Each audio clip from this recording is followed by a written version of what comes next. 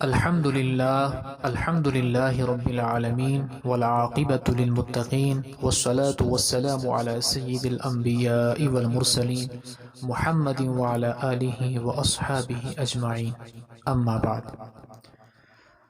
حضرت آمنہ فرماتی ہیں کہ ولادت کے وقت مجھے ایسا لگا کہ آسمان کے ستارے میرے لخت جگر کی طرف جھکے آ رہے ہیں، یہاں تک کہ مجھے گمان ہوا کہ یہ ستارے مجھ پر آ گریں گے۔ اسی رات میں یہ واقعہ بھی پیش آیا کہ ایوان کسریٰ میں ایک بڑا زلزلہ آیا جس سے محل کی 14 کنگریں گر گئے، اور زلزلہ صرف اسی کے محل میں آیا جس سے وہ بہت ڈر گیا۔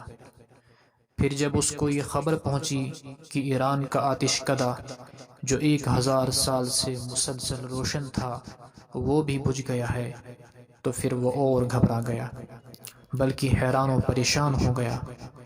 ادھر اسی کا ایک وزیر اٹھا، اس نے اسی رات کا اپنا ایک اور ڈراؤنا خواب سنایا جس سے اس کے ہوش اڑ گئے، اور اس نے ایک آدمی کو ایک بڑے پادری کے پاس بھیج کر تعبیر معلوم کی۔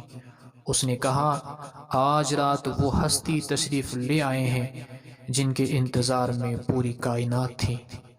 اب شرک مٹ جائے گا اور توحید کے نور سے پوری دنیا روشن ہو جائے گی۔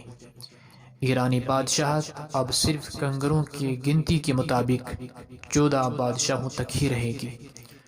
بادشاہ یہ سن کر کچھ مطمئن تو ہو گیا کہ 14 بادشاہتیں گزرنے کے لیے ایک زمانہ چاہیے، مگر زمانے کو گزرتے کیا دیر لگتی ہے۔